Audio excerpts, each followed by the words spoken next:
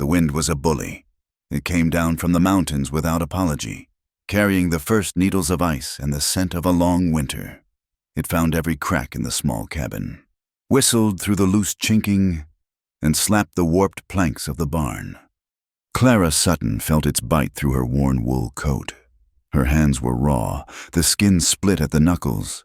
She fumbled with the hammer, the cold iron stinging her palm, trying to fix the top rail of the fence before full dark. The old wood, rotten from a decade of neglect, had splintered under the wind's assault. Her last 2 chickens were now huddled against the cabin wall, exposed. It was a fool's errand, trying to mend a fence in a gale, but it was better than sitting inside. There was only the suffocating quiet and the memory of her father. The homestead was all she had left of him, this patch of unforgiving land that nobody else wanted, 5 miles outside a town that wished her gone. She was Judge Sutton's daughter. The name was a curse, a stain she could not wash off. In town, they still spoke of her father, Judge Elias Sutton, though he was 2 years in the grave. They spoke of the men he had sentenced, the swiftness of his gavel, the cold, righteous fury he brought to the bench. He had built his reputation on hanging, and the town had celebrated his iron justice. But when he died, leaving behind a mountain of private debts and a daughter with no prospects, that celebration curdled. The townsfolk, who had once tipped their hats, now looked through her. The women at the mercantile, Mrs. Gable and the others, would fall silent when she entered, their whispers picking up again the moment she turned her back. They blamed her for his cruelty, as if she had been the one wearing the black robe. They saw his hard eyes in her face. They relished her poverty. It was, they seemed to agree, the only justice left to be had. So she stayed out here, alone, trying to hold together a life that was splintering just as fast as the fence rail. She struck the nail, missed, and swore. The word ripped from her lips by the wind. Darkness was settling thick in the valley. The storm was worsening. She abandoned the hammer, the rail sagging, and gathered her tools with numb fingers. It was pointless.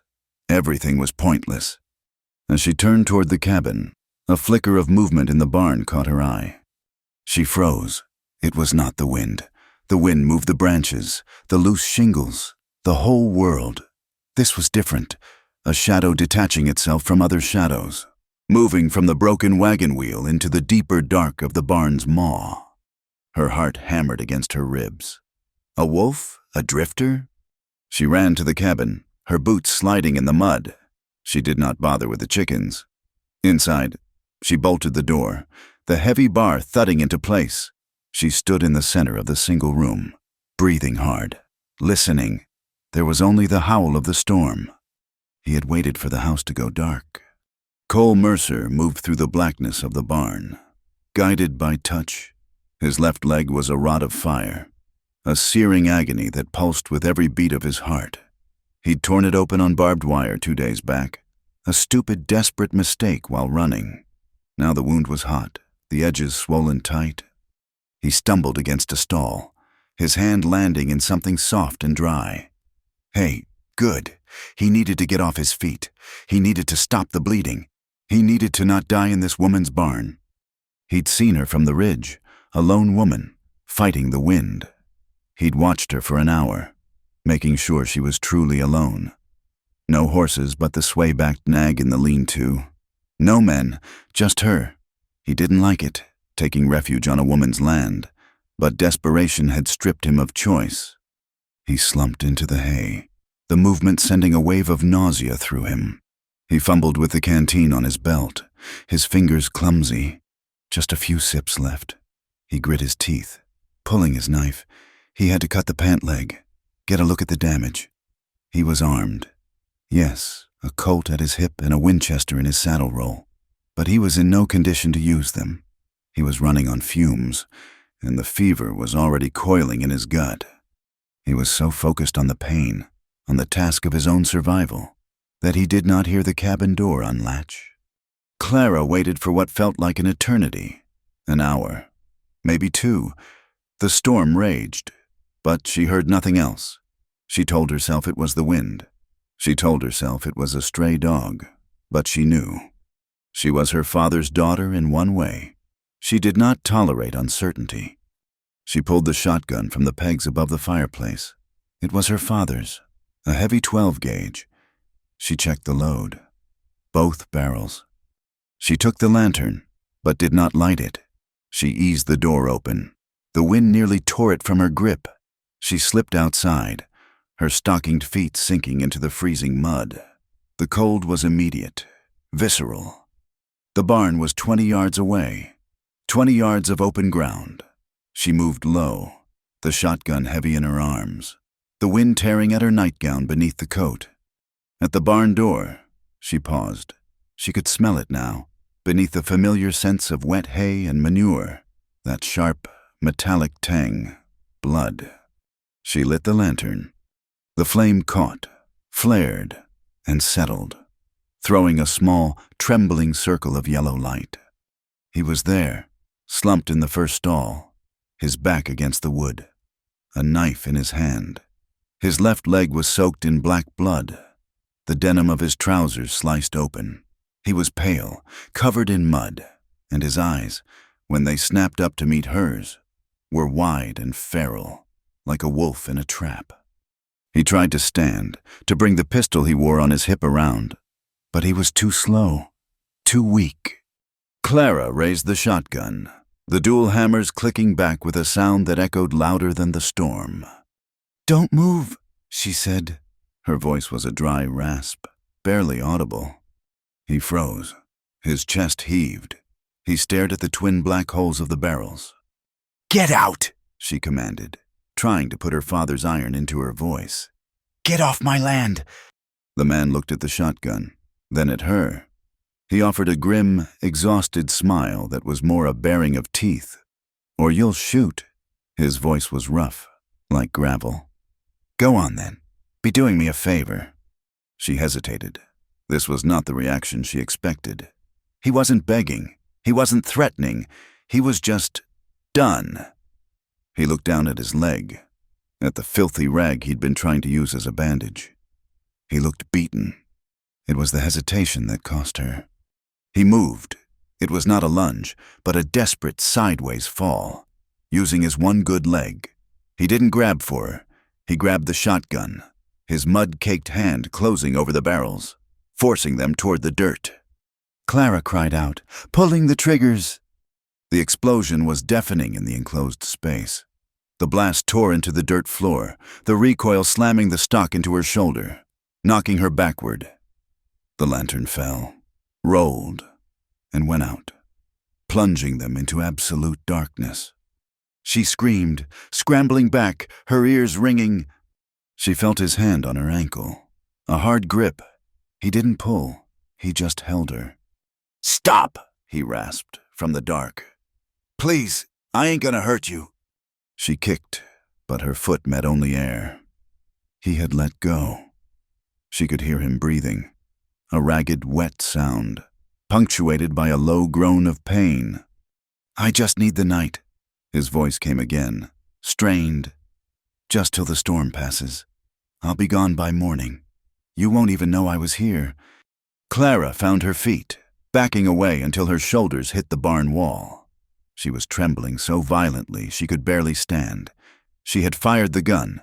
She had tried to kill him, and missed.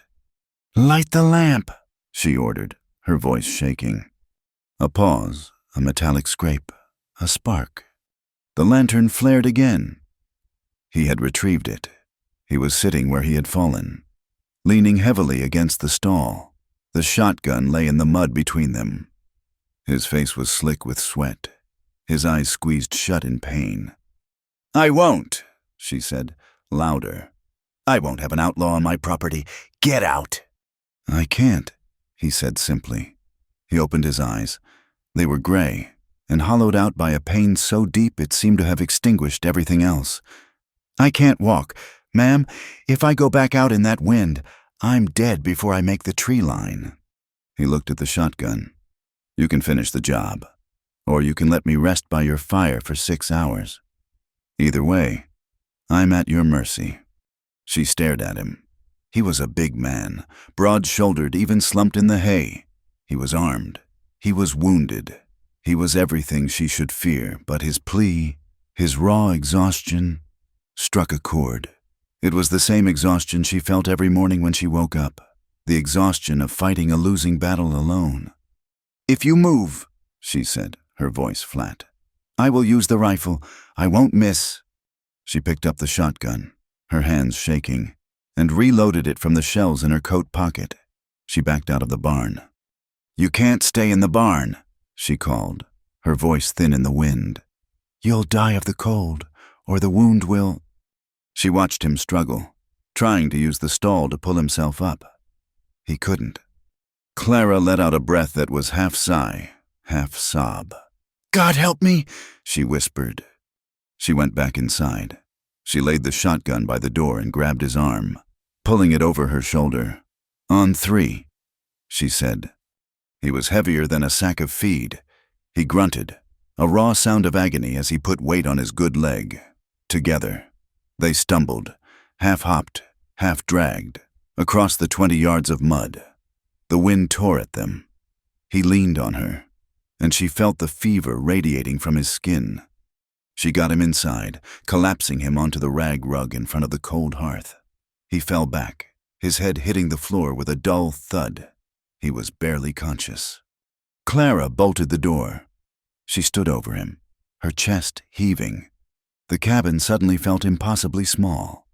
She had just locked herself inside with a strange, wounded man, an outlaw.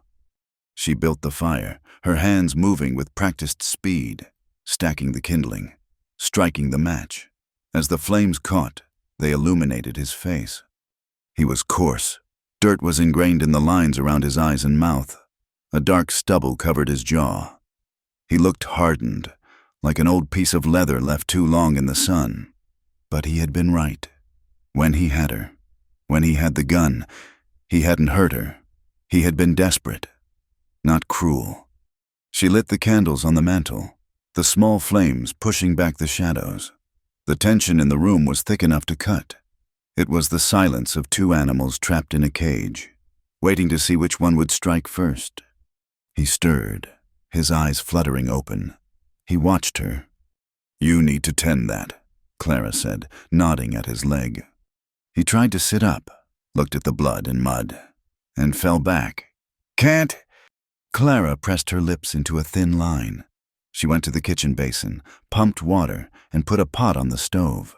She found the whiskey bottle her father kept for medicinal purposes. It was still half full. She grabbed clean rags and her sewing kit. When she returned, she knelt beside him. "This is going to hurt," she said. "It already hurts," he mumbled. She took her shears and cut the pant leg away, exposing the wound. It was worse than she thought. A long, gaping gash from his knee to his ankle, ragged and deep. It was packed with dirt and bits of cloth. It was already infected. "Hold still," she said. She poured the whiskey directly into the wound. The man did not scream. He made a sound, a deep, strangled hiss that was torn from his throat. His entire body went rigid, his hands clenching into fists at his sides. He arched off the floor, but he did not cry out. Clara worked quickly, her hands trembling. She cleaned the wound as best she could, digging out the debris with the tip of her knife, which she had sterilized in the fire. He watched her. His hollow eyes never left her hands. He didn't watch her face. He watched her hands as they moved, probing, cleaning, stitching. He watched them as if they were the only things in the world. He was breathing in short, sharp gasps, his body trembling with the shock of the pain. "Why?" he finally rasped, as she pulled the first stitch tight. "Why what?" she asked, not looking up. "Why you helping me after—" "I don't know," Clara said honestly. "Be quiet. I need to count the stitches." She worked for nearly an hour. She stitched the wound closed, her needlework small and tight. He had passed out twice from the pain, his head lolling to the side, only to be jerked back to consciousness by her next movement. When she was done, She bandaged the leg tightly with clean rags. He was pale, his skin clammy. The fever was rising. She managed to get him to drink some water, but he was mostly unresponsive. She dragged her father's mattress from the bedroom and laid it near the fire. She couldn't lift him onto it. She did her best to roll him onto the thick bedding, covering him with a quilt. She spent the rest of the night in the rocking chair, the loaded shotgun across her lap. She did not sleep. She watched him. He was a man, just a man. He was not the devil the town preacher warned of. He was not the cold, righteous phantom of her father. He was flesh and blood and weakness. He was a problem. Her problem. Just before dawn, the storm broke, the wind died, and a heavy, wet snow began to fall, muffling the world in white. Clara must have dozed, her head falling forward, because she woke with a start. The silence was wrong. His breathing, which had been harsh and labored all night, had become shallow. She went to him, putting her hand on his forehead. He was burning, his skin was dry, his lips cracked. He was unconscious, his body locked in the grip of a fever she was not sure he would survive. He was in no state to leave. He was in no state to do anything. She stood up, looking out the small window. The snow was already half a foot deep. Her tracks to the barn were gone. It was a blank, clean world. And then she heard it. It was faint at first, the jingle of harness, the low murmur of men's voices. She ran to the window, wiping the condensation from the glass. 3 riders. They were coming up the path, dark figures against the new snow. They wore long dusters, their hats pulled low. They were armed, bounty hunters. She looked at the man on the floor. He was dying. She looked at the door. They were less than a minute away. Logic dictated she let them in. She would point to the man. They would take him, dead or alive. They might even give her a part of the reward. It would be the smart thing to do. It would be what her father would have done. She heard her father's voice in her head, cold and clear. "Do not suffer weakness. Clara, it is a rot."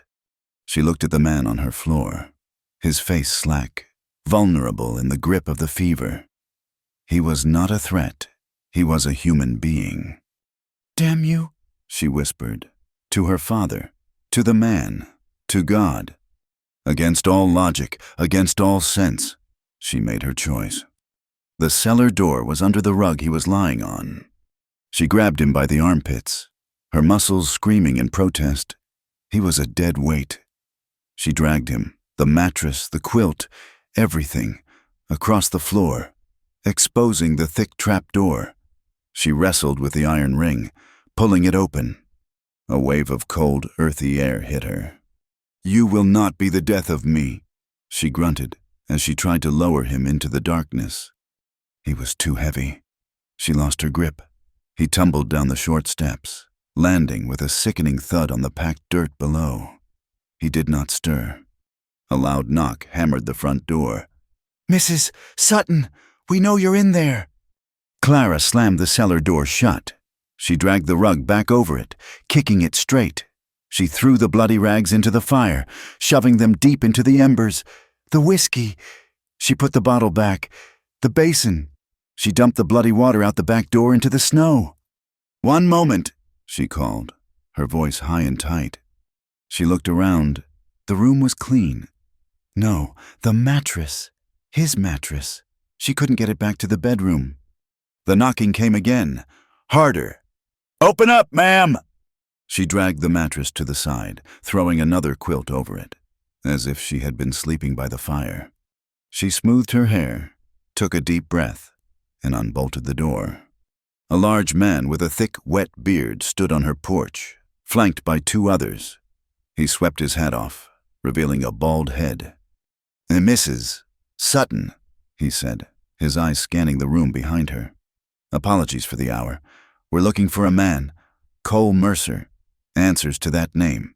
We tracked him this far before the snow." Clara kept her hand on the doorframe, blocking their view. "I haven't seen anyone," she said. Her voice was steady. It was the best lie she had ever told. There was a bad storm. The man's eyes narrowed. "You're sure? He's a dangerous man. Ma'am, wounded. Wouldn't want him getting the drop on a lady living alone." Clara met his gaze. "I am quite sure. Sir, I have been alone all night. Now, if you'll excuse me." She began to close the door. The man put a heavy boot on the threshold, stopping it. "We'd like to check your barn, just to be safe." Clara's heart stopped. She thought of the shotgun blast in the dirt floor. "Be my guest," she said, stepping aside. "Just don't bother my chickens." He woke to the smell of damp earth and rot. For a moment, he was nowhere. Then the pain returned, a hot, throbbing anchor in his left leg, pulling him back to consciousness. He was in the dark, a deep, cold dark. Not the barn. He tried to move, but his muscles were water. He was lying on something soft, a mattress, but it was damp. He could feel a rough wool blanket over him. Where was his gun? His hand twitched, moving to his hip. The holster was empty. A scraping sound above him. A rectangle of faint light appeared, and footsteps descended. Cole pushed himself up onto his elbows, his heart hammering, his body screaming in protest. The movement sent a wave of dizziness through him. Clara appeared, holding a lantern in one hand and a steaming bowl in the other. She stopped on the bottom step, her face pale and drawn in the yellow light. The cellar was small, a root cellar, lined with empty shelves and cobwebs. He saw his gun belt, coiled on a crate in the corner, the Colt still in its holster. She had nursed him. He realized he was in a different shirt.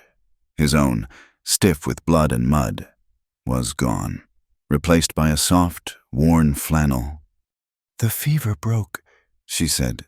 Her voice was flat, devoid of emotion.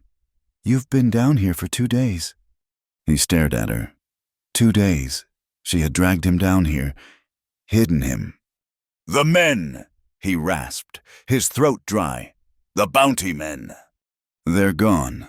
They searched the barn. I told them I was alone." She set the lantern on a low barrel and approached him, holding out the bowl. It was broth, thin and steaming. "Eat this, eat." He didn't take it. His eyes were locked on hers, wary, searching. "Why?" "I don't know," she said, the same words she had told the bounty hunters. She thrust the bowl at him. "Eat. I don't want you dying in my cellar. The ground is too hard to dig a grave." He took the bowl.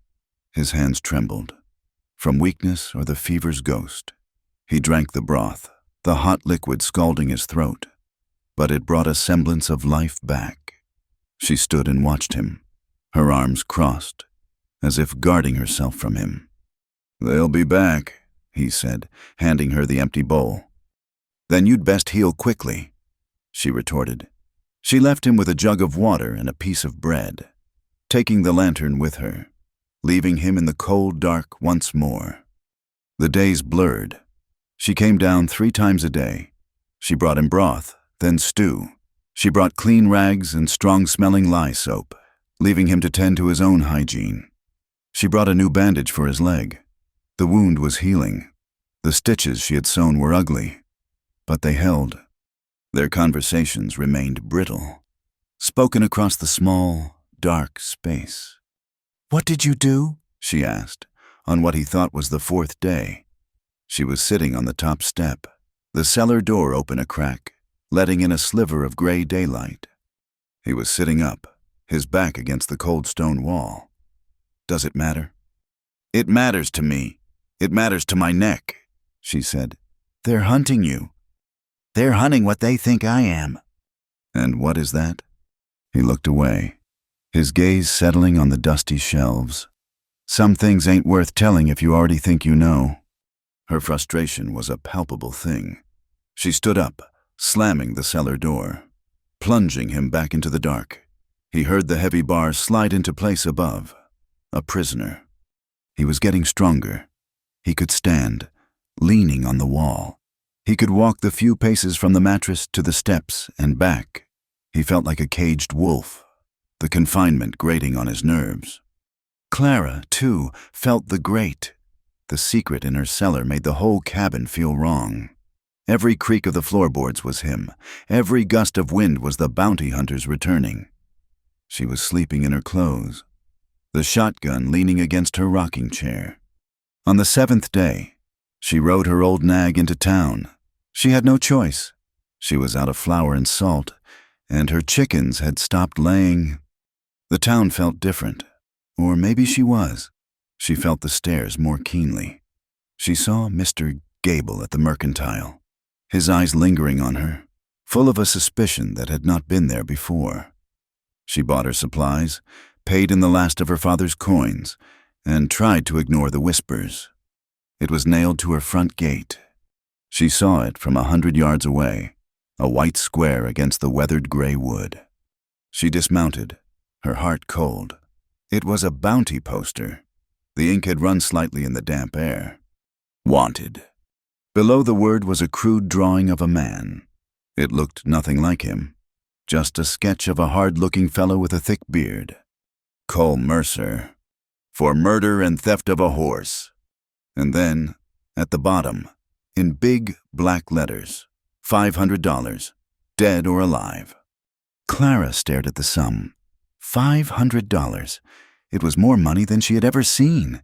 It was enough to buy a new herd, fix the cabin, leave this place. It was a fortune. And it was being offered for the man in her cellar. She ripped the poster from the gate, the paper tearing in her haste. She rode the rest of the way to the cabin at a trot, her mind racing. Murder. He had not denied it, but seeing it in print with a price tag attached made it real. She stormed into the cabin, threw her supplies on the table, and unbarred the cellar. She didn't bother with a lantern. The afternoon light was bright enough. He was standing, leaning against a support beam, waiting. She threw the poster at him. It fluttered to the dirt floor at his feet. $500, she said, her voice shaking with a mixture of fear and rage. They only pay that much for one thing. You're a murderer. He looked down at the paper, then back up at her. His face was a mask, hard and unreadable. Did you kill a man? She demanded, advancing on him. He was silent. Answer me! Yes, he said. The word was quiet, but it landed like a stone. Clara flinched, taking a step back. The air left her lungs. It was one thing to suspect. It was another to know. It wasn't that simple, he said, his voice low. Not simple? She cried, her voice rising. You murder someone. And it's not simple? You've brought this to my door. You've put my life at risk. For what? A horse? It wasn't about the horse, he said, his eyes darkening. I don't care, she shouted. I can't. You have to leave. Now. His leg was better, but he still limped badly. He couldn't outrun a mule, let alone armed men on horseback. They both knew it. I can't, he said. Not yet. You will. She was trembling, fueled by the terror of the poster, of the town, of what Mr. Gable's eyes had promised. She was her father's daughter, isolated and loathed. And this man was the final weight that would sink her. Get out, she said, her voice low and desperate. She advanced on him, pushing at his chest. Get out of my house! Get out! He was weak, but he was still a man, and she was a woman driven by panic. He stumbled back, caught off guard by her fury. Clara, stop, he warned. I will not, she screamed, shoving him again. You will not ruin me. You will not bring them here. He was cornered against the stone wall, and his patience, worn thin by pain and confinement, snapped. He grabbed her, not by the shoulders. He grabbed her wrists, his grip iron, stopping her mid-shove. The sudden force stole her breath. He held her, his face inches from hers. His eyes were not angry. They were something worse. They were desperate. You're hurting me, she gasped. The words were small, shocked. The sound of her voice, the quiet pain in it, cut through his frustration. He released her so quickly it was as if her skin had burned him. He stumbled back, looking at his own hands, his calloused, dirty hands, with a kind of horror. He turned away from her, bracing himself against the wall. "Force," he muttered, his voice thick and haunted. "It's all I have left." Clara didn't move. She stood, rubbing her wrists, staring at his back. The cellar was silent, save for his ragged breathing. She had seen the look in his eyes. It was not the look of a killer. It was the look of a man who had been broken and was terrified of his own jagged edges. Shaken, she turned and fled up the steps. She barred the door, her hands trembling. She leaned against the solid wood, as if it could protect her, not from him, but from the terrible, confusing pity she felt. That night, sleep would not come. She sat in the rocker, the shotgun in her lap, and stared into the dying embers of the fire. His words echoed in the quiet room. "Force is all I have left." She understood that. Force was all her father had ever used. Force of law, force of will, force of his hand. She finally dozed, and she dreamed. She was not in her cabin. She was in the courtroom in town, sitting in the hard pews. Her father was on the bench, his face a thundercloud, his white hair like a crown of judgment. He was not looking at the prisoner in the dock. He was looking at her. "You are weak, Clara," his voice boomed, filling the room. "You have always been a disappointment. You shelter filth. You shame my name." He raised his gavel, and when it struck the block, the sound was like a gunshot. She woke with a start, her heart pounding in the pre-dawn chill. The house was cold. The fire was out. She was exhausted, her nerves raw. She did not go down to the cellar. She made coffee. She fed the chickens. She tried to mend the fence again in the gray light. She was angry. Angry at him for being there. Angry at her father for being dead. Angry at the town for watching her. She heard the horses around noon. It was not the bounty hunters. She recognized these men. It was Mr. Gable, the mercantile owner, and two farmers from down the valley, Silas and Orrin, brothers who rarely spoke. They were all carrying rifles. Cole heard them, too, the muffled sound of hooves in the yard. He was standing, his leg throbbing, his gun belt in his hand. He hadn't put it on, not yet, but he was ready. He moved to the bottom of the steps, listening. Clara stepped onto the porch. She did not bring the shotgun. She knew this was a different kind of fight. "Mr. Gable," she said, her voice as cold as the air. "Silas, Orrin." "Mrs. Sutton," Gable said, not bothering to tip his hat. His eyes were small and suspicious. "Heard those bounty men were sniffing around your property a few days back." "They were," Clara said. "Figured we'd check in." Gable continued, his eyes roving over the cabin, the barn.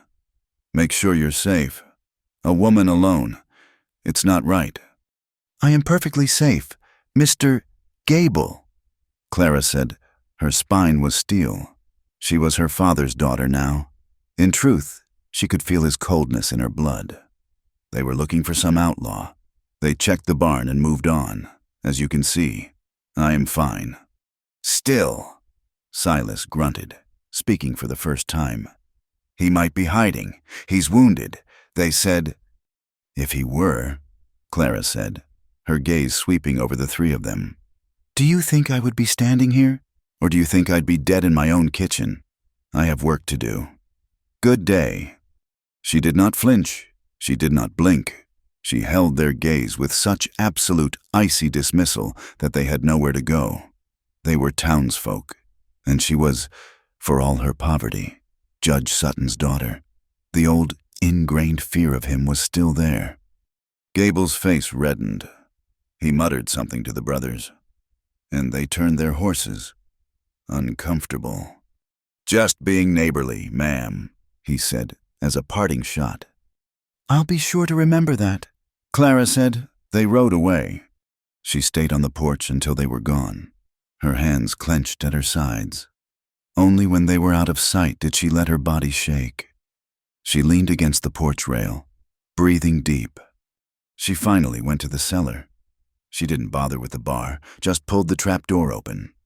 He was there, at the bottom of the steps, his gun belt still in his hand. He had heard every word. The lie, the coldness, the dismissal. He looked up at her, and his face was not hard. It was shaken. The wariness was gone, replaced by a profound, raw confusion. "Why?" he asked. His voice was low. "You should have turned me in. They'd have paid you. That's $500. Clara looked down at the man who had admitted to murder, the man who had grabbed her and frightened her, the man she had just lied for, to men she had known her whole life. "I don't know," she whispered, and it was the God's honest truth. I'm tired of men like them thinking they can just walk onto my land and tell me what to do." The air between them changed. The tension had not left, but it had shifted. It was no longer the simple fear of a captive and a captor. It was something more complicated. That night, she brought him his dinner, a thick slice of bread and the last of the stew. She brought the lantern. Instead of leaving, she sat on the third step, pulling her shawl tight. The cellar was cold. He ate in silence. She watched him. The silence stretched, but it wasn't empty. It was waiting. He finished, setting the bowl aside. He did not look at her, but at his bandaged leg. Her name was Sarah. He said, Clara waited. "She was my wife." His voice was rusty, as if he had not used it for this purpose in a long time. "We had a small place, up in the Cimarron, just cattle, and a decent patch of corn." He paused, and Clara could see him. Not in her cellar, but on that ranch. A man came through. He had money. He wanted our land. Said the water rights were his. They weren't. He picked at a loose thread on the blanket. "I was gone, selling cattle in the next territory. Took me 3 weeks. When I got back, he'd been there." He stopped. The silence in the cellar was absolute. He didn't need to say the words. His grief was a physical thing, an animal in the room with them. "He killed her," Cole said, his voice flat. "Burned the ranch. He bragged about it, in the saloon, in town. Bragged about how he'd broken her. Said she was just a farmer's wife. Who'd care? I went to the law," he continued, a bitter, hollow laugh escaping him. "The law. I went to the marshal. You know what he told me? He told me the man was a judge's son. He told me I had no proof, just my word against a gentleman's. He told me to go home. Home, to a pile of ashes." He finally looked up at Clara. His eyes were burning, but not with fever. It was an old, cold fire. "So I found him. He was at a card table, laughing. He had her locket, the one I gave her. He was using it for a chip. I did what the law wouldn't. I did what any man would do. I killed him, and I'd do it again." Clara sat, frozen, her hand at her throat. She could barely breathe. "His father," Cole's voice was full of venom. "His father. He didn't call it justice. He called it murder. He put that bounty on my head, $500. He's a powerful man. He sent men after me. I've been running for 2 years. "What was his name?" Clara whispered. Though she already knew, she felt the truth, cold and sharp, pressing against her. "The judge." Cole looked at her. His eyes narrowed, confused by the sudden, desperate intensity in her voice. His father was Judge Elias Sutton. Clara made a small sound, a choking intake of breath. The cellar walls seemed to close in. The man she was hiding, the murderer, the outlaw. He was a mirror reflecting her own father's sin.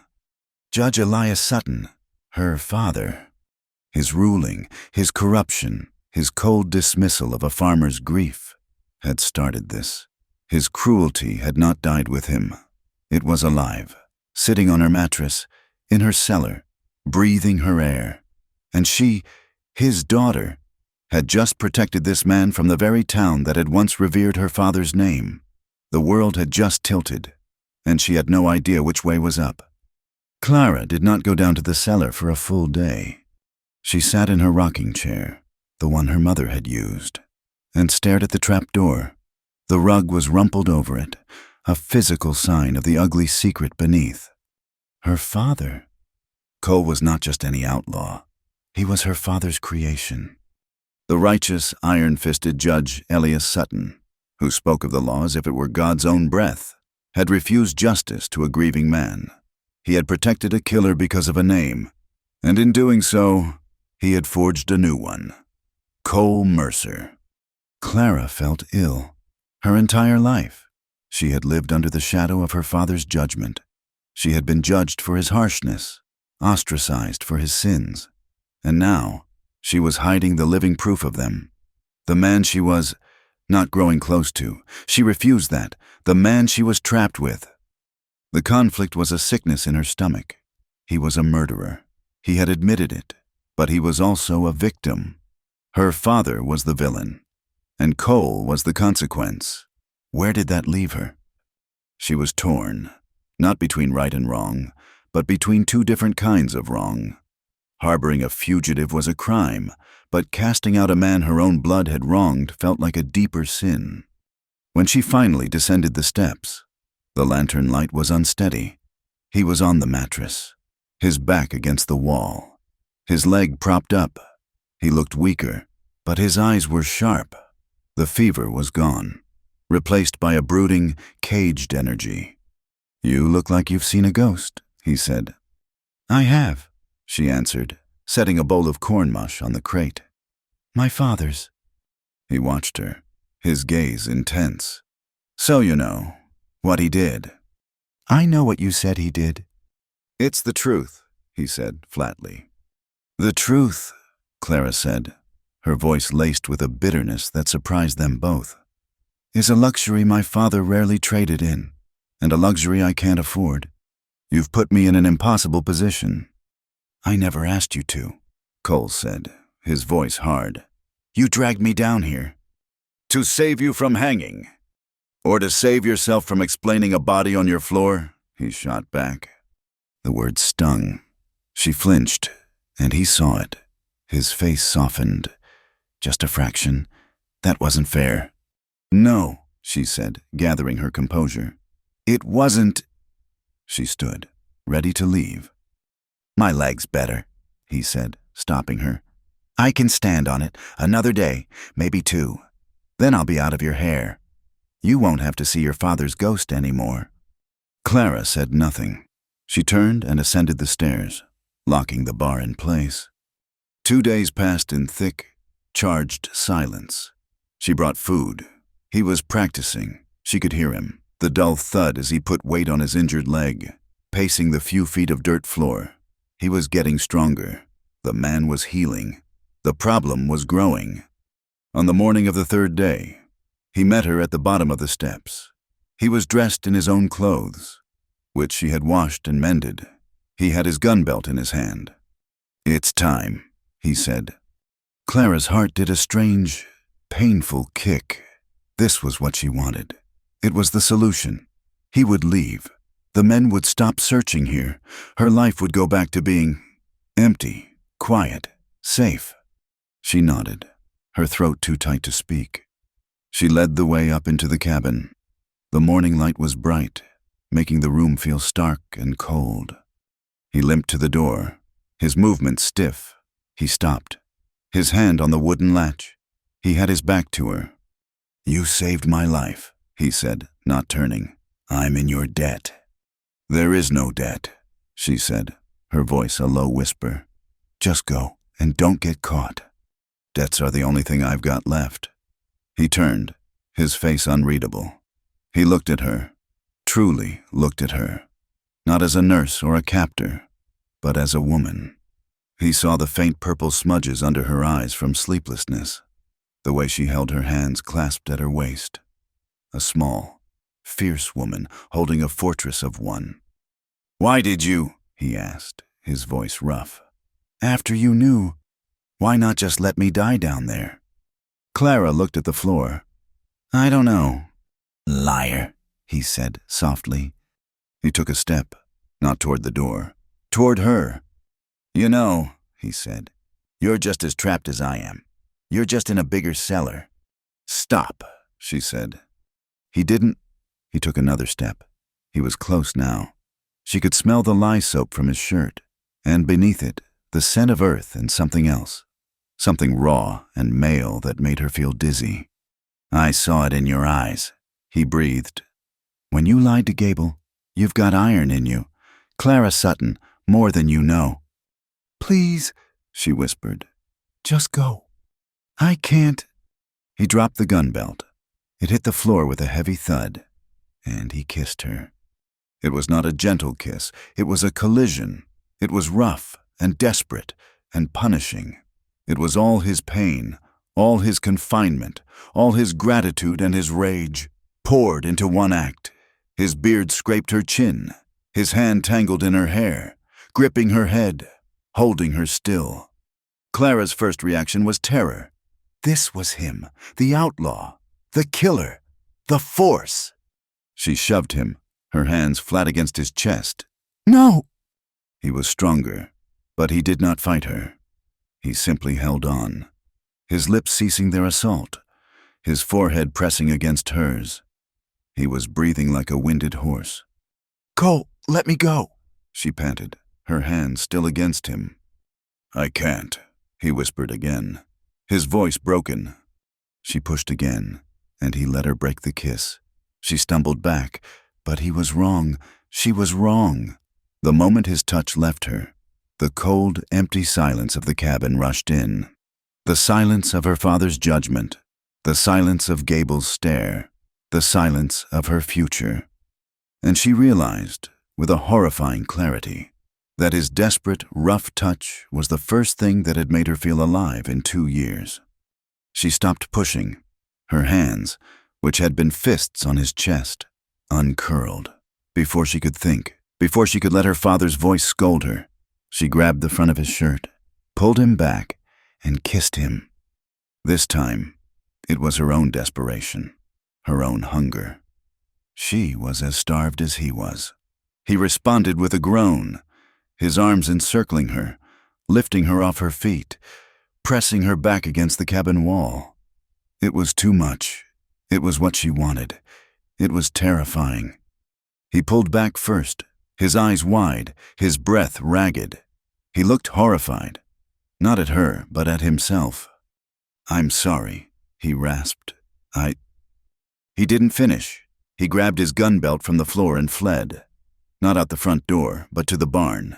He ran, limping heavily, like a man pursued by demons. Clara slid down the wall until she was sitting on the floor, her whole body trembling. She touched her lips. They were bruised. The next morning, she was gone. Cole had spent the night in the hayloft, his mind a fever. He hated himself. He had touched her with the one thing he had left, force. He had taken her kindness and smeared it with his own desperate violence. He was no better than the man who killed his wife. He waited for her to come to the barn. He waited for her to bring the morning coffee. He waited to apologize. He waited to leave. She never came. By mid-morning, a cold dread had settled in his gut. He went to the cabin. It was empty. The fire was dead. Her coat was gone. He panicked. Had she fled? Fled him? He went outside. He saw the tracks of her nag, heading toward town. He swore. His leg was on fire, but he didn't care. He saddled her horse. He had to find her. He had to know she was safe. Safe from him. He found her outside Gable's mercantile. She was standing next to her horse, tying a small sack of flour to the saddle. Mr. Gable was on the porch, his arms crossed, a smug, ugly look on his face. Orrin, the farmer she had faced down before, was with him, along with 2 other men she didn't recognize. Well, Mrs. Sutton," Gable was saying, his voice loud enough for the whole street to hear. "Buying supplies. Are we? Or are you buying for your guest?" Clara ignored him, her fingers fumbling with the knot. "Heard you like strays," Oren sneered. "Heard you like 'em wounded. You the judge's daughter, or just a common whore?" Clara froze. The street went silent. "You should watch your mouth, Oren," she said, her voice shaking but cold. "Or what?" Oren stepped off the porch. He was a big man, and he was enjoying her fear. "Your outlaw friend gonna come save you?" He was close to her now, too close. He leaned in, his face ugly. "I'll bet you—" And then he spat. The glob of tobacco landed on the front of her gray wool coat, a dark, viscous stain. Clara just stood there, mortified, paralyzed. "That's enough." The voice came from the end of the street. Cole was sitting on her horse, his face a mask of cold fury. He slid off the nag, his hand not on his gun, but loose at his side. He didn't limp. The rage burned it out of him. "Well, look here," Gable chuckled. From the safety of the porch, "The man himself." Oren turned, surprised. He saw Cole. He saw the fury. And he was scared. But he was also in front of his friends. "So," Oren said, trying to sound brave, "the killer shows his face." "You put your hands on her?" Cole asked, his voice lethally quiet. "I ain't done nothing," Oren said, taking a step back. "You spit on her." Cole said it wasn't a question. "She's filth," Oren spat. "Sleeping with you." Cole didn't say another word. He moved. He was fast, faster than any man with a wounded leg should be. He hit Oren once. It was a clean, brutal punch to the jaw. The sound of it, a wet, heavy crack, echoed down the street. Oren went down like a sack of stones, unconscious before he hit the dirt. The street was dead silent. Gable had scrambled inside. The other men backed away. Cole was exposed. He stood over Oren's body, his chest heaving. He had done it. He had revealed himself. "Cole," Clara whispered, grabbing his arm. He turned. "We have to go, now." He threw her onto the horse, scrambling up behind her. His bad leg be damned. "Get inside! Get the sheriff!" someone shouted. He kicked the horse, hard, and they bolted out of town, leaving Oren's body in the street. They rode in silence, the sound of the horse's hooves hammering against the hard-packed earth. Clara was rigid in his arms. She could feel the pursuit, even if she could not see it. They were coming. He had doomed them both. They reached the cabin. He jumped off, pulling her down with him. He shoved her inside. "Bar the door." He ran to the window, his rifle in his hand. He was no longer a farmer, no longer a victim. He was an outlaw in a siege. Clara stood in the middle of the room, her whole body shaking. She was not shaking with fear. She was shaking with rage. "You fool," she said, her voice low. He glanced back at her. "They're coming." "You fool!" she screamed, and she slapped him. Her hand connected with his cheek, with a sound as sharp as the punch he had thrown. He didn't flinch. He just turned his head, looking at her, his cheek bright red. "You endangered us," she wept, her fists clenched. "You endangered me. For what? For your pride? You couldn't just leave. You had to hit him." He looked at her, and the fury in his eyes was gone, replaced by that haunted, hollow look she knew too well. "I'm not made for peace," he said, his voice flat. He turned back to the window, the rifle ready. "I only know how to fight." The words hit her harder than the slap. He wasn't defending himself. He was confessing. He was telling her what he was. They waited. The sun began to set. No one came. "They're scared," Cole said, his voice low. "They'll wait. They'll come in the morning, with the sheriff, with everyone." The cabin was no longer a home. It was a trap. "The cellar," he said. "We hide in the cellar.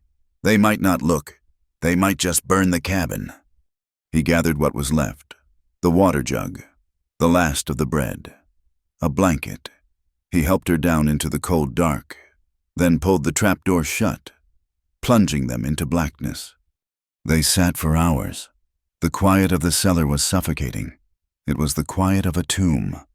Clara finally spoke, her voice a whisper in the absolute dark. "I'm tired of peace." He stiffened beside her. He couldn't see her, but he could feel her, the small warmth of her body. "Peace," she continued, her voice trembling, "is just loneliness. It's what I had before you came. It's Mr. Gable's eyes. It's my father's silence. It's this empty, cold quiet." She turned, her hand finding his arm in the dark. "I don't want peace," she whispered. "I just want you to stop running." Her words hit him.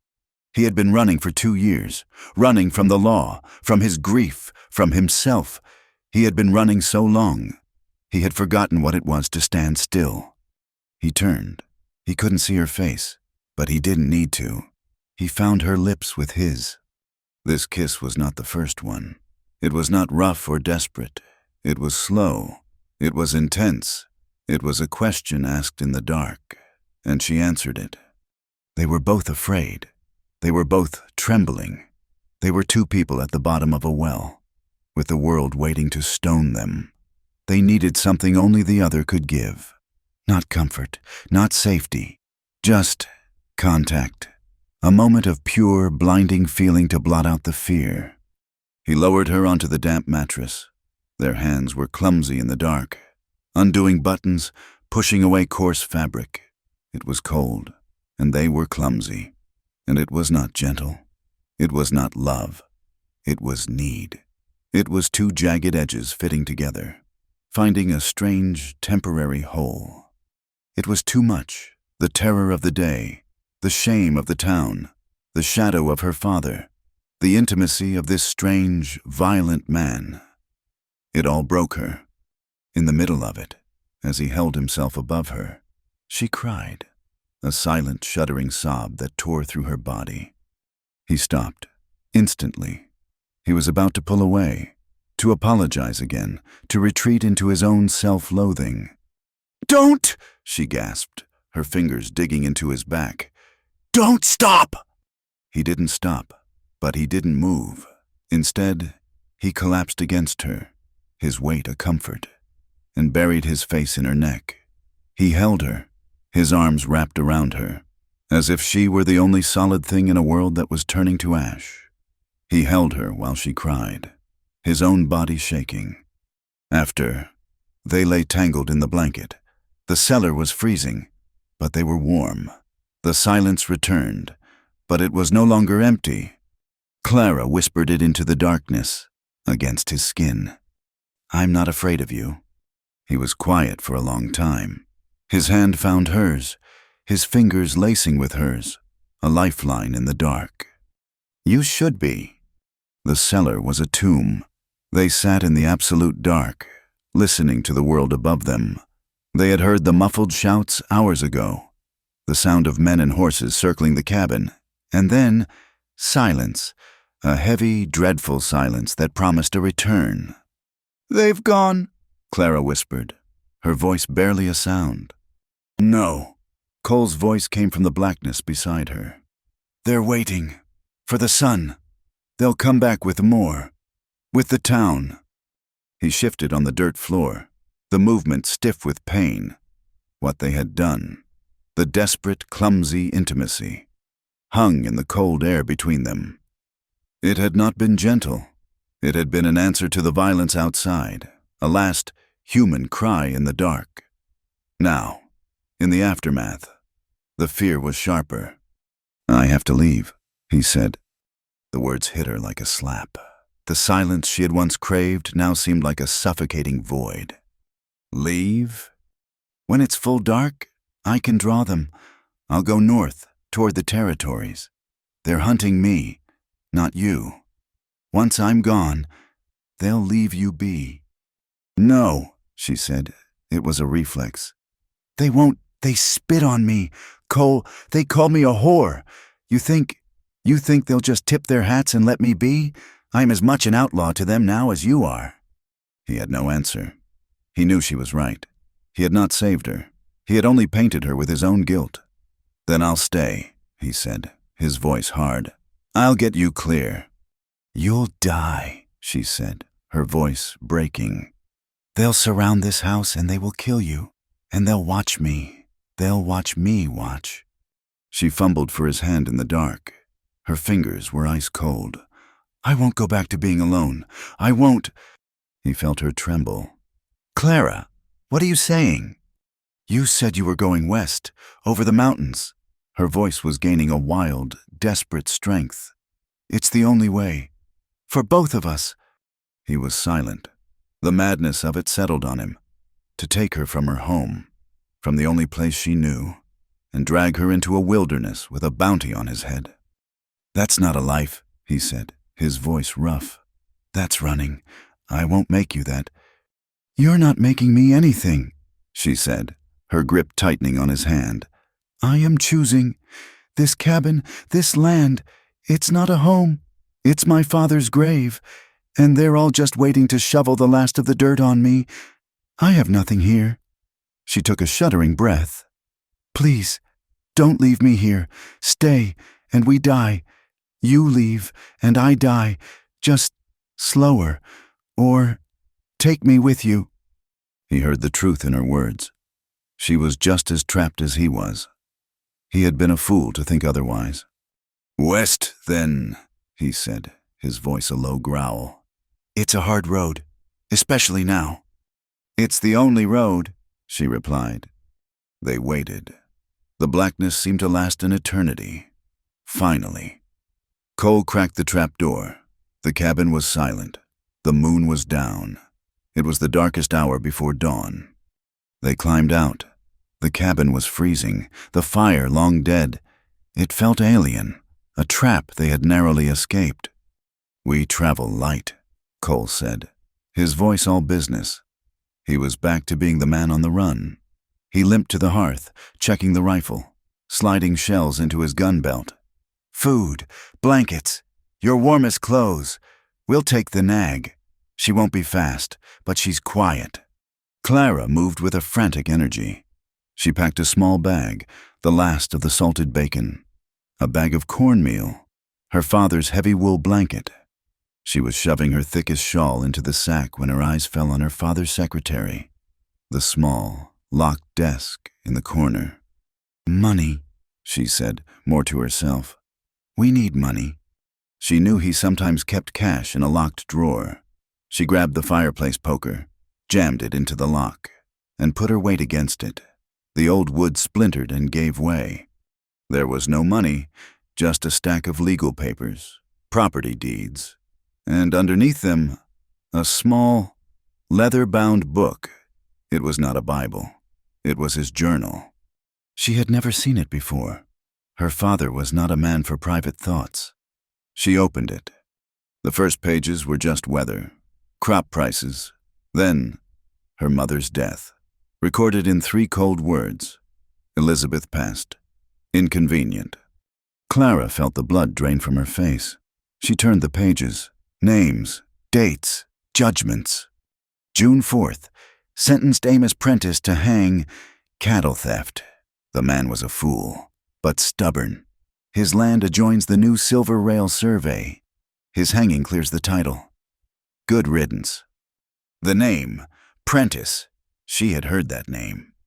June 10th, Prentice's brother-in-law, Mercer, came to my chambers, a hothead, accused the Prentice boy's rival, young Collier, a judge's son. Ridiculous. I told him the law was satisfied. Mercer will be a problem. He has his wife's eyes. Too much fire. Clara stopped breathing. "Cole," she said. Her voice was a dry croak. He was at the door, peering out into the dark. "What? We have to go." "Who is Amos Prentice?" He froze. He turned, his face a mask. "What did you say?" "Amos Prentice," she repeated, her hand shaking so hard the book rattled. "My father. He wrote that he hanged him, to clear a title." Cole crossed the room in 2 strides. He didn't limp. He snatched the journal from her hand. "He was Sarah's brother," Cole said, his voice a low, lethal growl. "My brother-in-law. Your father had him hanged. Said he stole cattle he already owned." "He knew," Clara whispered, her eyes wide with a new, deeper horror. "He knew he was innocent." Cole's eyes scanned the page, his lips moving, reading the cold, clipped words. He read about himself. Mercer will be a problem. He read about the Collier boy, the one who had... "It wasn't just my wife," Cole said, his voice hollow. He looked up from the book, and the man she had known in the cellar was gone. In his place was a stranger with dead eyes. "They didn't just take her. They took her family, your father. He murdered Amos, and when I came asking for justice for my wife, he protected her killer. He wiped us out, for land, for a favor." Clara sank onto a stool, her legs giving way. Her father. Not just a cruel judge, a cold-blooded monster who had used the law as his murder weapon. "We can use this," she said, grabbing his arm. "This is proof.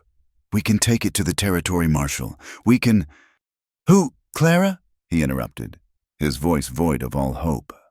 "Another judge, another man who writes his sins in a little book. This isn't proof, it's a confession, and the man who wrote it is dead." He walked to the fireplace. The embers were still glowing, a faint red eye in the dark. "What good's justice now?" he asked the room. He tore the page about Amos Prentice from the book. Then he tore another, and another. "No!" Clara cried, scrambling toward him. "Cole, it's the only truth we have." "It's just paper," he said. He tossed the pages onto the embers. They smoked, then curled, the edges blackening. "It won't bring Amos back. It won't bring Sarah back." He threw the rest of the journal onto the fire. The leather cover hissed and smoked. "It's just wind," he whispered, watching the last of her father's legacy turn to ash. "All I care about now is getting you clear. Get your bag. We leave."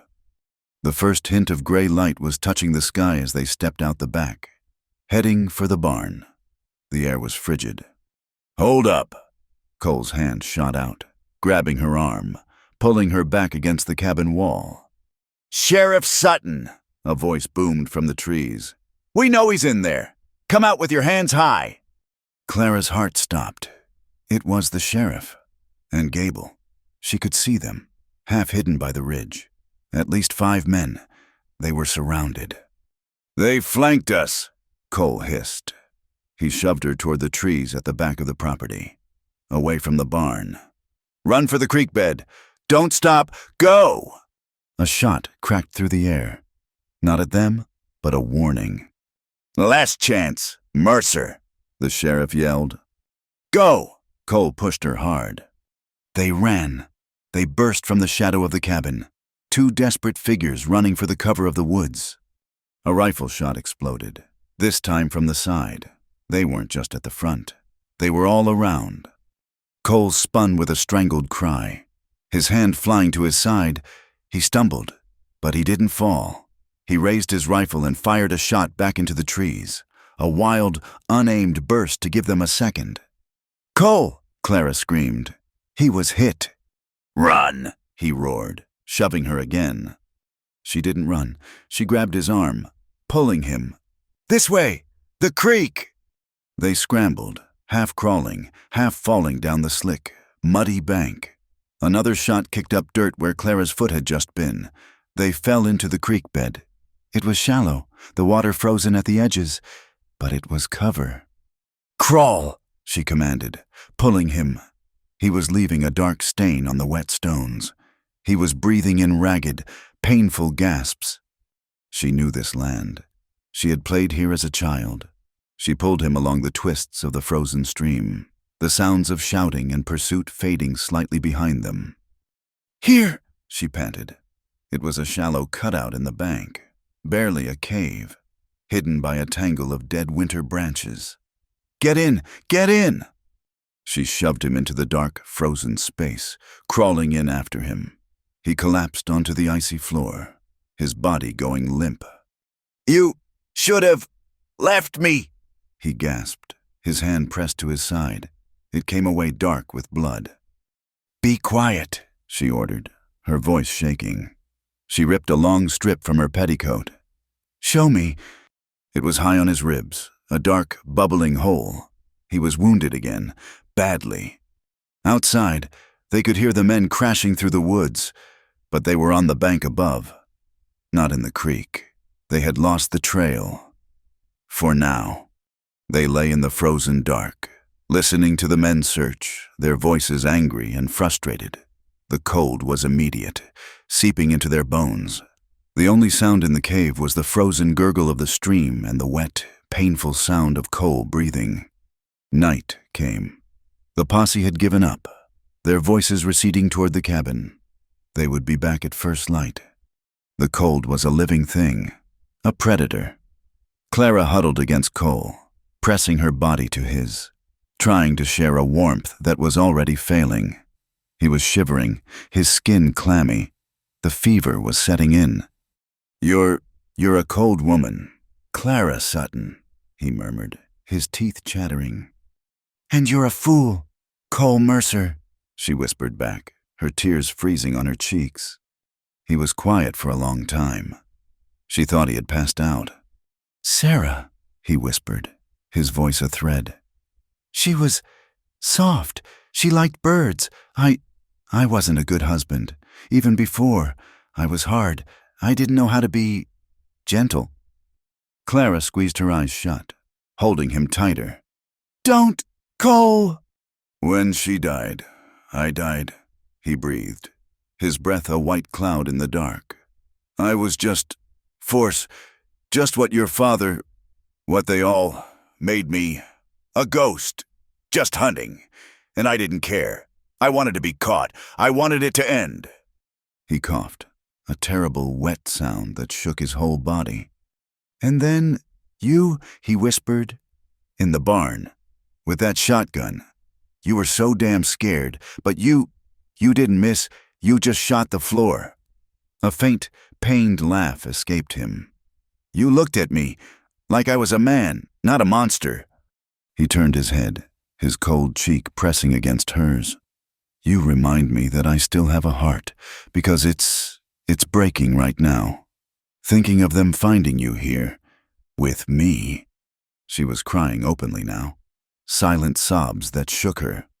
We're not done. Cole, I won't let us be. She pulled back, just enough to see the glint of his eyes in the dark.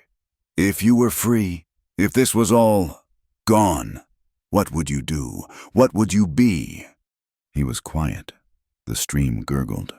He looked past her, at the dark mouth of the cave. I'd find a place, he said, his voice stronger, as if the thought gave him life.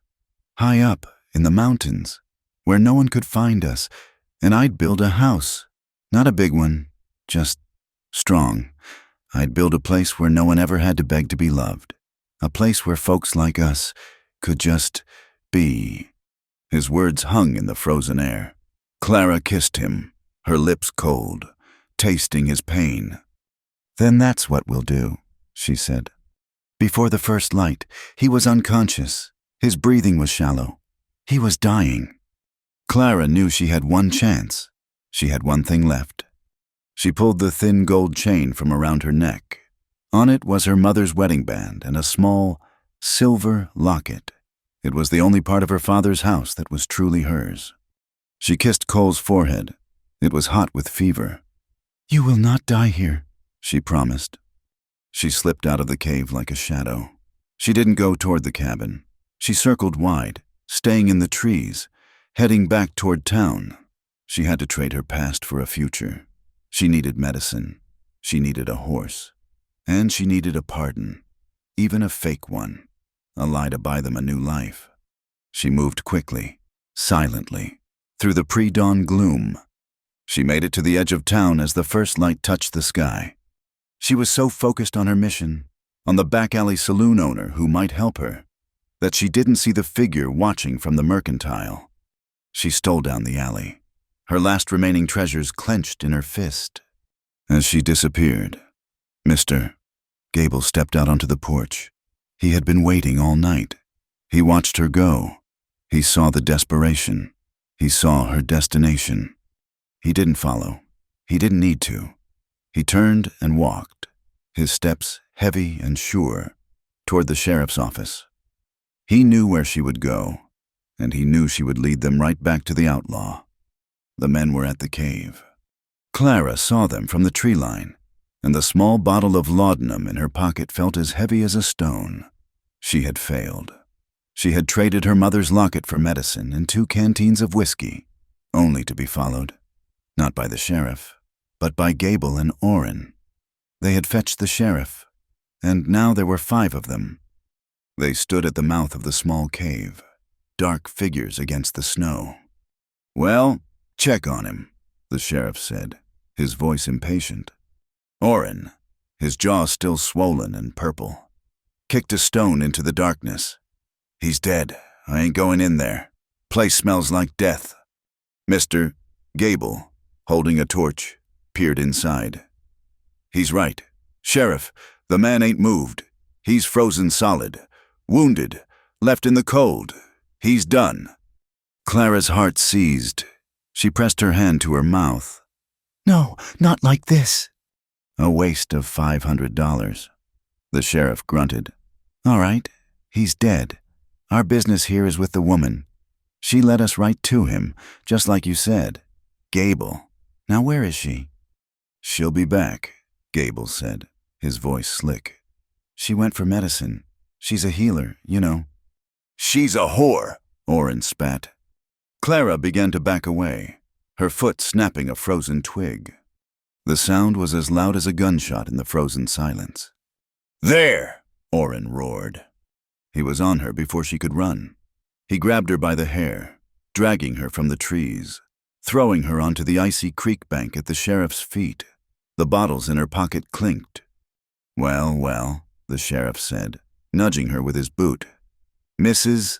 Sutton, or should I say, Mrs. Mercer." "She's the one," Gable said, his eyes glittering. "She's the one who shamed this town. Her father's good name, dragged through the mud by this filth."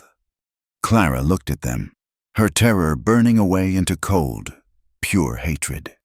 "He's dead," she said, her voice a rasp. "You've got what you wanted. Let me go."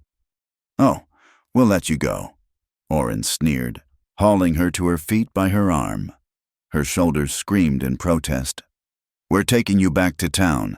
Everyone's gonna see what happens to a judge's daughter who lays with a killer." "We'll stop at the old camp," the sheriff decided. "Build a fire. It's too cold to travel this dark. We'll take her in at dawn, when everyone's awake to see it." They tied her hands. They dragged her. They didn't look back at the cave, at the man they assumed was a frozen corpse. They were too focused on their new prize, on the living woman they could humiliate. Inside the cave, Cole woke to the sound of her scream. It was faint, cut short. He thought it was the fever. He was cold, colder than he had ever been. His side was a block of frozen, agonizing fire. He was dead. He knew it. Then he smelled it. Whiskey. His eyes opened. A bottle lay on the cave floor, just inside the entrance. She had been here. She had dropped it. He crawled, his body screaming at every movement. His fingers closed around the bottle. Laudanum. And another. Whiskey. She had come back. He heard voices, distant, laughing. He dragged himself to the mouth of the cave. He was too weak to stand. He lay in the snow, his breath a cloud. He saw them, 5 men, and they had her.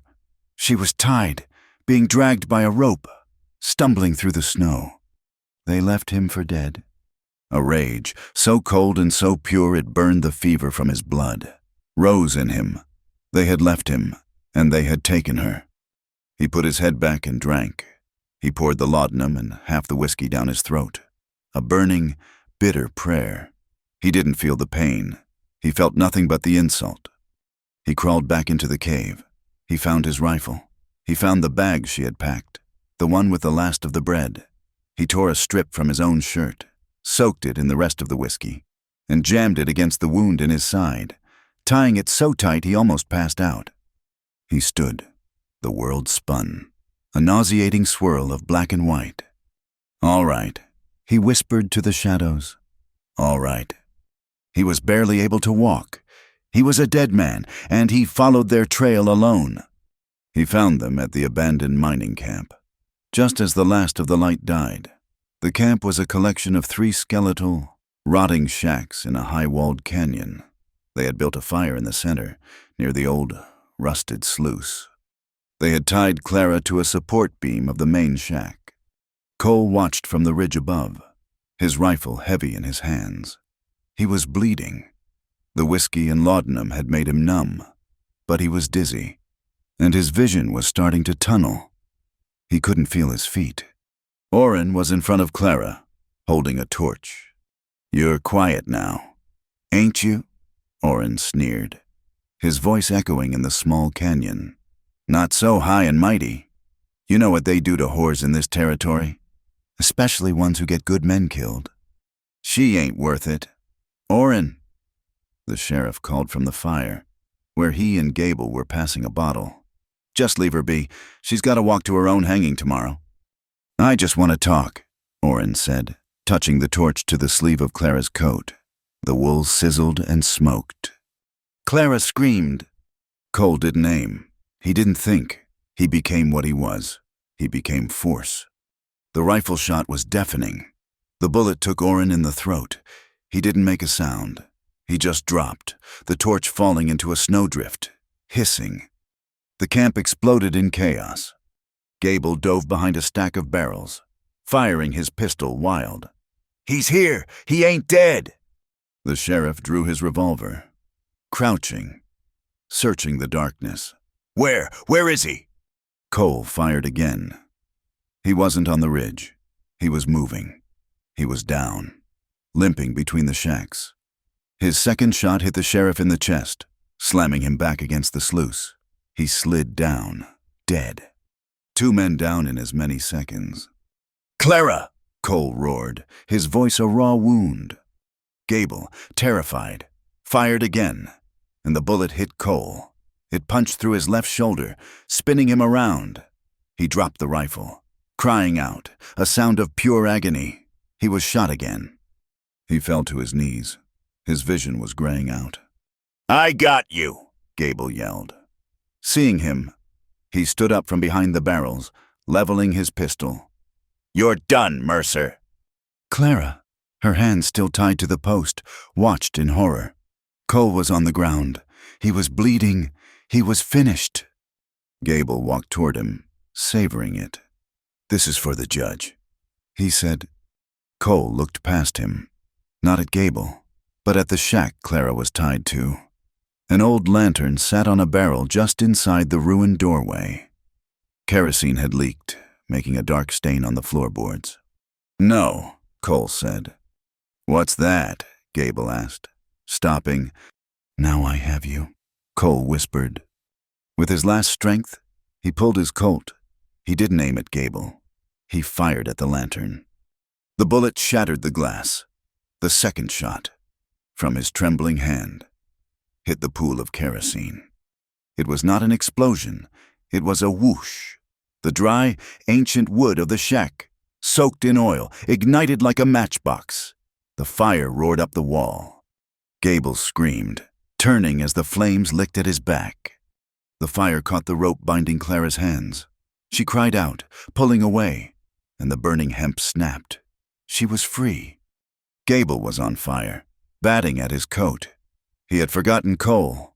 He ran, screaming, for the snow. Clara didn't run from the fire. She ran to Cole. He had collapsed, face down in the dirt. She grabbed him, pulling him up. "Cole, get up! You have to get up!" He was a dead weight, his blood a black pool in the firelight. "Help me!" she screamed at him, shaking him. The fire was roaring now, the whole camp catching. The heat was intense. She pulled him, dragging him by his good arm. He stumbled, his legs useless. She was pulling him into the hills, away from the light, away from the fire. He collapsed. He fell into the snow, and he did not move. She fell with him, crawling to his face. Cole? He was bleeding out. From his side, from his shoulder. The snow around them was turning dark. No, she whispered. She put her head to his chest. His heart was beating. A faint, thready drum. "Don't you die!" she commanded, shaking him. "Don't you dare!" His eyes fluttered open. He saw her. He smiled. A bloody, terrible grimace. "Told you," he rasped. "Force." "Shut up!" she cried, her tears hitting his face. "You don't get to die. I won't let you." She looked at him, at this broken, bleeding man who had come back from the dead, who had killed for her, who was dying for her. The truth of it, the terrible, beautiful truth, tore out of her. "I love you," she confessed, the words ripped from her throat. "Do you hear me? I love you, Cole Mercer, so you can't die. You can't leave me. I won't be alone again." His eyes closed. His breathing was a shallow, wet rattle. He was dying. She would not let him. She got her arms under his and she dragged him. She was not a judge's daughter. She was a woman, and she was strong. She pulled him, one agonizing foot at a time, up into the dark, frozen hills. She found it by grace, a small line shack, built into the side of the mountain by a trapper long gone. It was just 4 walls, a collapsed roof, and a stone fireplace. She dragged him inside, onto the packed dirt floor. She built a fire, her hands shaking so badly she could barely strike the match. She had the whiskey. She had the laudanum. She had her needle. She stripped him. The firelight played over his body. The old wound in his side was torn open, a ragged mess. The new one in his shoulder was a clean, black hole. The bullet was still in there. She sterilized her father's pocket knife in the flames. She gave him the laudanum, forcing the bottle to his lips. "This will hurt," she whispered. He was unconscious. He didn't hear her. She dug the bullet out. She sewed his shoulder. She sewed his side. Her stitches were small and tight, just as he had taught her, though he did not know it. She worked for hours, by the faint, flickering light of the fire. She used the last of her petticoat to bandage him. Days passed. She did not know how many, 3, maybe 4. He was lost in the fever. He spoke names, Sarah, Amos, his own. He wept, he thrashed. She held him down, her small body pinning his, whispering to him, "It's all right. You're not alone. I'm here." She kept the fire alive. She found snares left by the trapper and caught 2 rabbits. Boiling the meat into a broth she forced between his lips. She did not sleep. She just sat, watching the rise and fall of his chest, a prisoner of his breathing. On the 5th day, she woke. She had collapsed, her head falling forward onto the blanket that covered him. The shack was quiet. The fire was low. It was cold. She realized, with a start, that he was not breathing. She sat up, a scream in her throat. His eyes were open. He was watching her. The fever was gone. His eyes were clear. They were gray, and they were wet. He said nothing. He just looked at her. "You're," she started, her voice a croak. "You're awake." He nodded, a small, pained movement. She was exhausted. She was filthy. Her hair was matted with his blood. She had nothing left. She tried to say something, but all that came out was a sob. She collapsed again, not moving away, but just letting her head rest on his chest, her body shaking with the release of 5 days of terror. She fell asleep, just like that, curled against his good side. He woke her. It was hours later. He was weeping. He was not making a sound, just silent, hot tears running down his temples, soaking his hair. He was staring at the ceiling, his hand, his good hand, stroking her hair. She looked up, her heart aching. "Cole?" I ain't," he started, his voice a broken wreck. "I haven't, in..." She understood. She put her hand over his, on her head. "It's all right." He wept for his wife. He wept for Amos. He wept for the man he had become. And he wept because this woman, who should have hated him, was asleep in his arms. He wept for the first time in years. When he was done, the shack was quiet. "They'll come looking," he said, his voice raw. "Let them," she said. "We're done running." He looked at her. "We're not running from," she said, her voice finding a strength she didn't know it had. "We're running to that place you talked about, the one in the mountains." His eyes filled again. He nodded. "We'll build it." They stayed 2 more days. He was weak, but he could stand. They were out of food. They had to go. They walked back to her homestead. It was a long, slow journey. He leaned on her, and she was his crutch. The cabin was empty. The posse had not returned. They were dead. Orrin, Gable, the sheriff. The town would be in chaos. They would assume the outlaws had fled, or that they had all died in the fire. They had time. They packed the nag, the last of her father's things, food, blankets, an axe. Clara took one last look at the cabin. It had been her prison. She took a piece of paper from her father's ruined desk and a piece of charcoal from the hearth. She wrote, her hand firm. She walked outside and nailed the note to the front door, where all the world could see it. "Let them talk. I chose him. I chose love." Cole was on the horse, waiting. He held his hand down to her. She took it. She swung up behind him, her arms wrapping around his waist, holding him steady. He clicked his tongue, and the old nag moved, turning her back on the homestead. They rode west toward the high, white peaks of the mountains.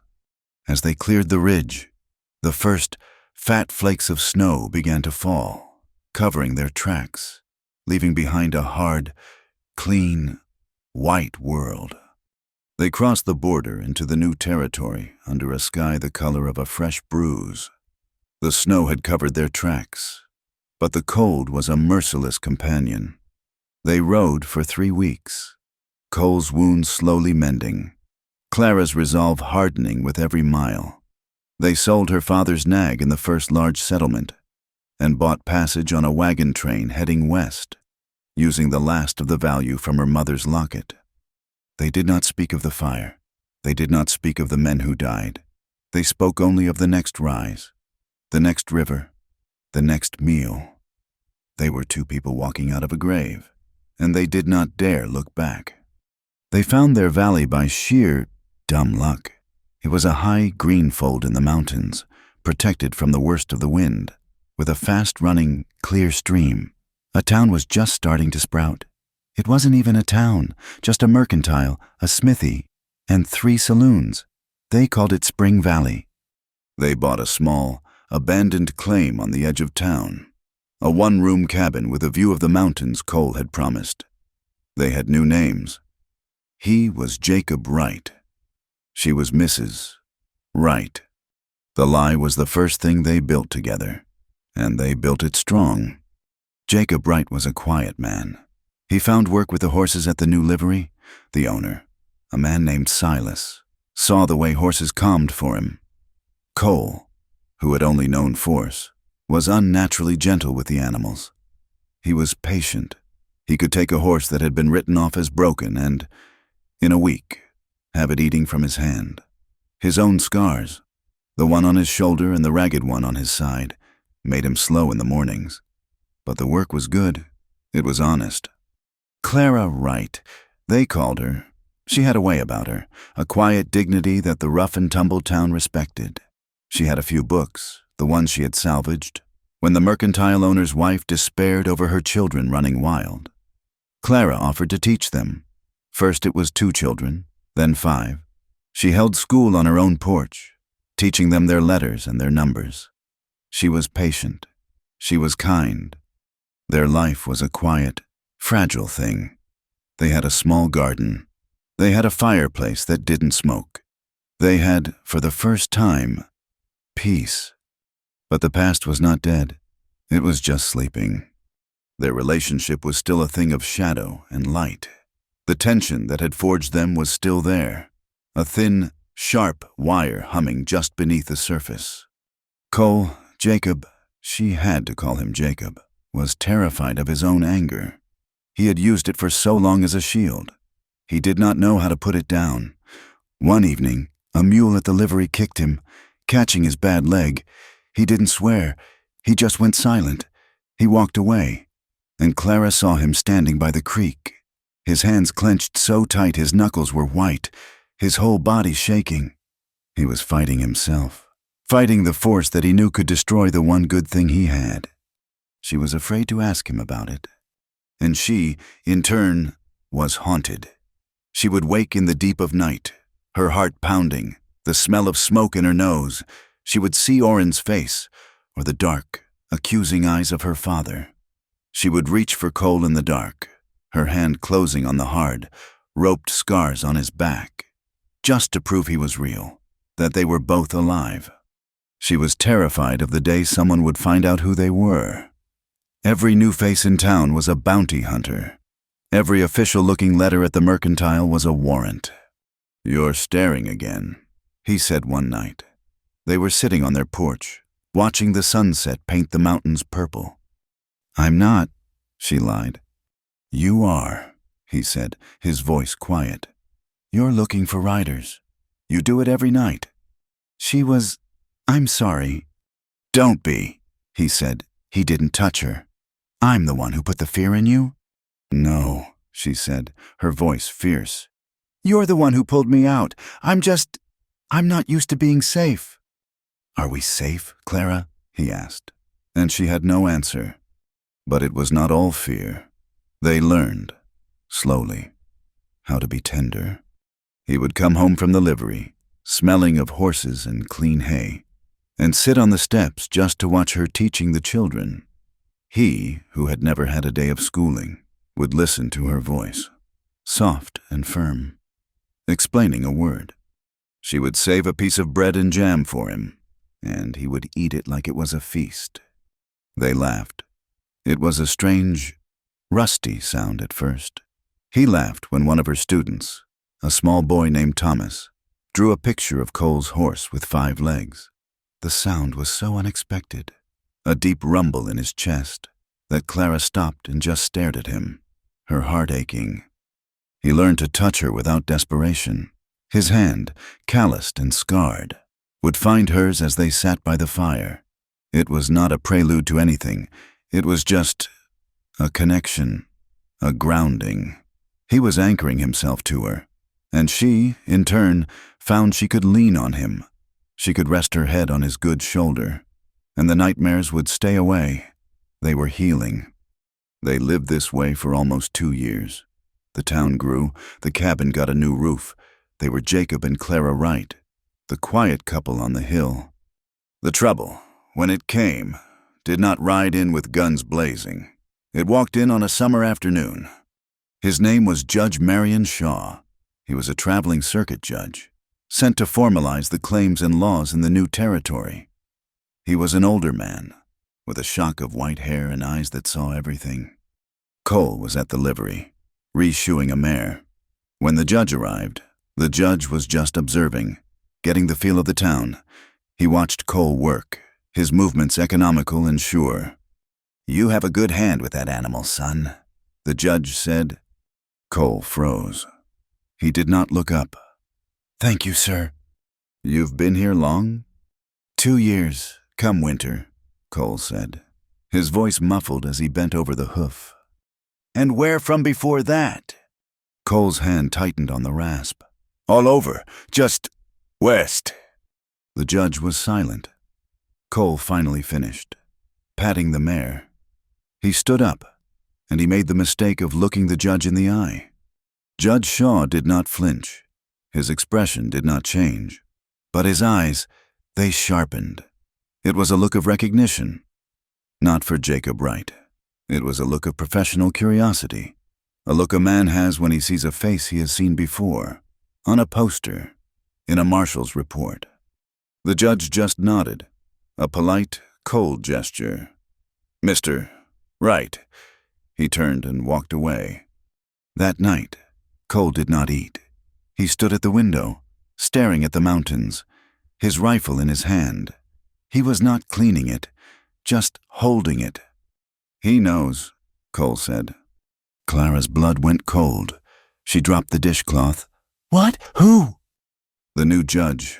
He recognized me. I saw it. He might not know where he knows me from, but he's thinking he'll send a wire. It won't take long." "We go," Clara said instantly. Her hands were already reaching for the travel bag they kept packed under the bed. "Now, we can be over the pass by morning." "No." The word stopped her. "What?" "No," he said again, his voice flat. He turned from the window. His face was pale, but his eyes were calm. For the first time since she had met him, he looked resolved. "I'm not running. I'm tired of running."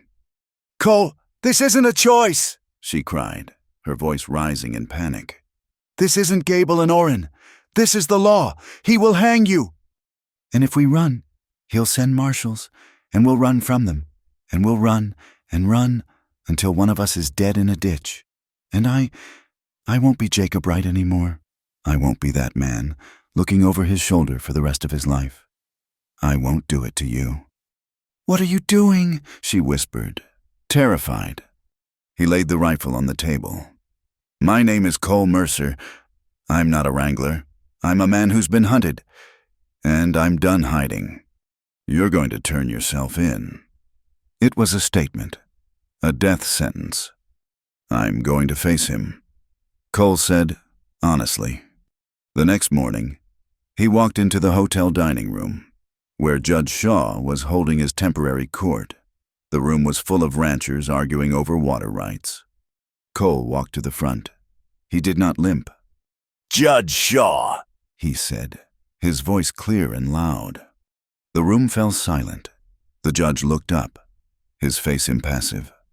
"I came here to tell you, my name is not Jacob Wright. My name is Cole Mercer." A collective gasp went through the room. A man near the back, a deputy, put his hand on his gun. "And I believe," Cole said, his voice steady, "that you have a piece of paper on your desk with my name on it." Judge Shaw stared at him for a long, hard moment. "Mr. Mercer, I suggest you sit. We will hold a hearing this afternoon at 2. The town was in an uproar. A killer, a $500 bounty. He had been living among them. At 2 o'clock, the dining room was packed. Cole stood at the front, alone. He was not in chains. The judge had not ordered it. He just stood, his hands at his sides. "This is an informal hearing," Judge Shaw announced, "to determine the disposition of Mr. Cole Mercer, a fugitive from the neighboring territory." He looked at Cole. "Do you have anything to say for yourself, Mr. Mercer, before I read the charges against you?" Cole shook his head. "No, sir. I'm sure the poster says it all." "It says murder," the judge said, his voice cold. "Yes, sir." "And did you?" "Yes, sir, I did." A woman in the back screamed. "Then this is a simple matter." The judge began. "No!" The door opened. Clara walked in. She was not Clara Wright, the quiet schoolteacher. She was Clara Sutton. She was wearing her best dress, the old gray wool she had been spat on in. Her hair was pinned up. Her face was pale, but her eyes were fire. "It is not a simple matter, Your Honor," she said, walking down the aisle. The crowd parted for her. "Mrs. Wright," the judge said, his voice softening. "This is no place for you. Your husband has—" "My husband," she said, "is Cole Mercer, and my name is Clara Sutton. I am the daughter of Judge Elias Sutton." The name hit the room like a physical blow. Even Judge Shaw flinched. He knew the name. Every judge in the territory knew the name. "What is the meaning of this, Mrs. Sutton?"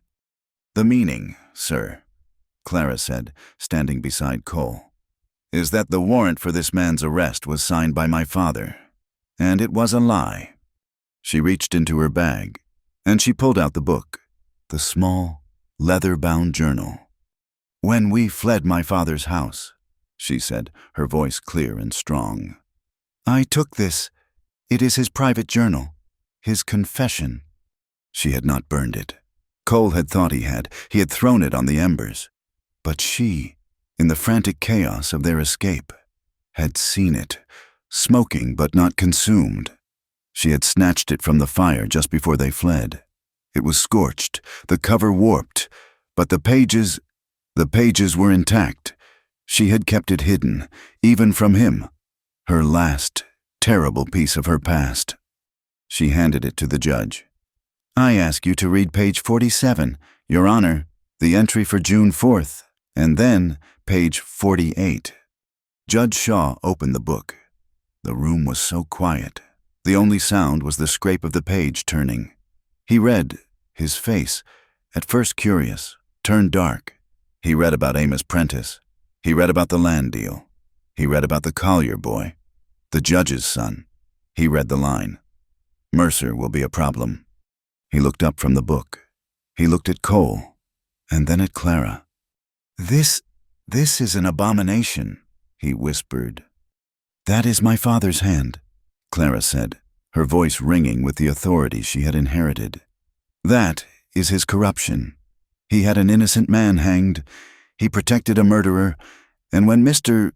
Mercer here sought justice for his murdered wife, my father put a bounty on his head. He used the law to cover his own sins." She was not done. She told them everything. She told them about Sarah. She told them about Gable and Orrin, about the poster, the lies, the spit. She told them about the ambush at the cabin. She told them about the fire at the mining camp, about how Orrin had tried to burn her, and how Cole had killed them. "He killed them! Yes!" she cried, her eyes sweeping the stunned crowd. "But it was not murder. It was not force. It was protection. He protected me from the men who called themselves the law, when the law was just a mob. He has done nothing but protect me. He has done nothing but try to find a single day of peace. This man is not a murderer. He is a victim of my father, of the very law you represent." She finished, her chest heaving. She stepped back, her hand finding Cole's. Judge Shaw was silent. He looked at the journal. He looked at the faces of the townsfolk. He looked at Cole, who had not said a word in his own defense. "This journal," the judge said finally, his voice heavy, "is a record of a deep and terrible failure of our office. Judge Sutton's crimes are profound." He closed the book. "Cole Mercer," he said, "the bounty on your head was posted by a corrupt judge for a crime he himself facilitated. It is invalid. The charges are dismissed." He held up a hand. "The matter of the deaths of Sheriff Gable and the others, given Mrs. Sutton's testimony and the lack of any other, I find that your actions were in defense of your own life and hers. It was justifiable." Clara sagged against Cole, a sob of relief tearing from her. The judge looked at them, his face not kind, but just, "I cannot, however, erase what has happened. You are free, Mr. Mercer, but you are not free of the past, not here." He stood. "This hearing is adjourned. My clerk will record that the charges are nullified. But my advice to you, to both of you, is to vanish. Go build that place Mr. Mercer spoke of. Go, and do not look back. Bury this. Bury it all. For good." They walked out of the hotel, hand in hand. The townsfolk parted for them, their faces a mixture of awe and fear and respect. Their final scene was on their porch, but it was not their last. It was their first. They had sold the cabin and the claim. They had a wagon, 2 strong horses. They were leaving in the morning, heading truly west, over the mountains, to a place with no name. They sat together, watching the last sunset over Spring Valley. The air was cool, carrying the scent of pine. Clara leaned her head on his shoulder. It was all over. The running, the fear. She whispered, "Do you still only have force?" Cole was quiet for a long time. He looked down at his hands. They were scarred, rough hands.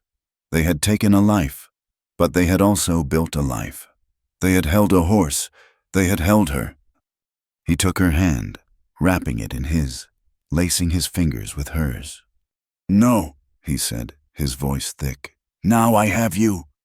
He kissed her, a real kiss, slow and sure, with no fear in it. The fire crackled in their small hearth.